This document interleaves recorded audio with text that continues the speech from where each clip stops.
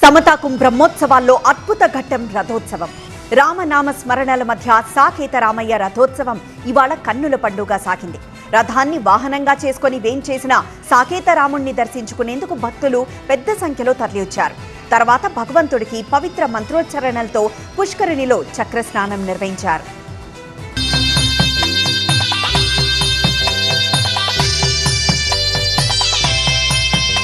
సమతాకుం 2026 రామానుజాచార్య 108 దివ్యదేశాల బ్రహ్మోత్సవాలలో ప్రతి ఘట్టం సనాతనం, ప్రతి దృశ్యం సమ్మోహనం.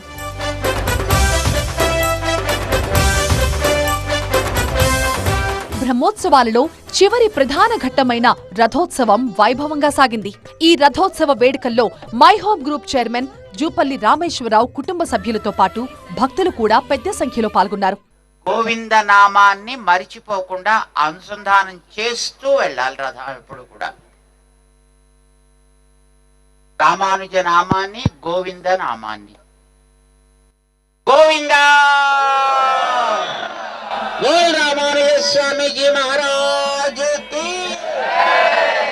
అష్టాక్షరీ మంత్రం, రామనామ స్మరణల మధ్య సాకేత రామయ్య రథోత్సవం కన్నుల పండుగగా సాగింది. ఇలాంటి రథోత్సవాన్ని దర్శించడమంటే జన్మ ధన్యమే అంటారు.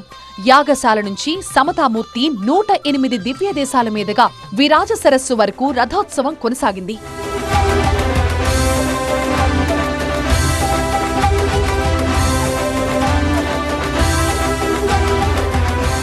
భగవంతుడు రథమునే తన వాహనంగా చేసుకుని రథంలోకి వేంచేశాడు. రథంలోకి వేంచేసిన ఆ భగవంతుణ్ణి దర్శిస్తే పవిత్రులవుతారు.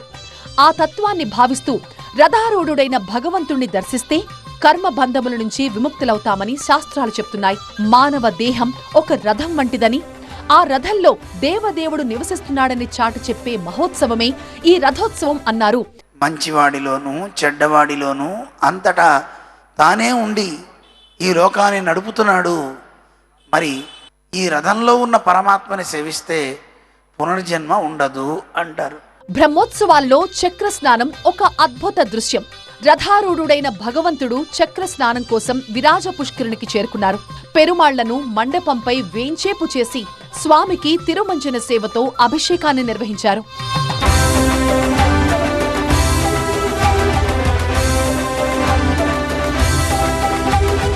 భగవంతుడికి విరాజ పుష్కరిణిలో జలాలతో అభిషేకం జరిగింది. ఆ తర్వాత త్రిదండి చిన్నజీయర్ స్వామితో పాటు మిగతా వారు స్నానమాచరించారు.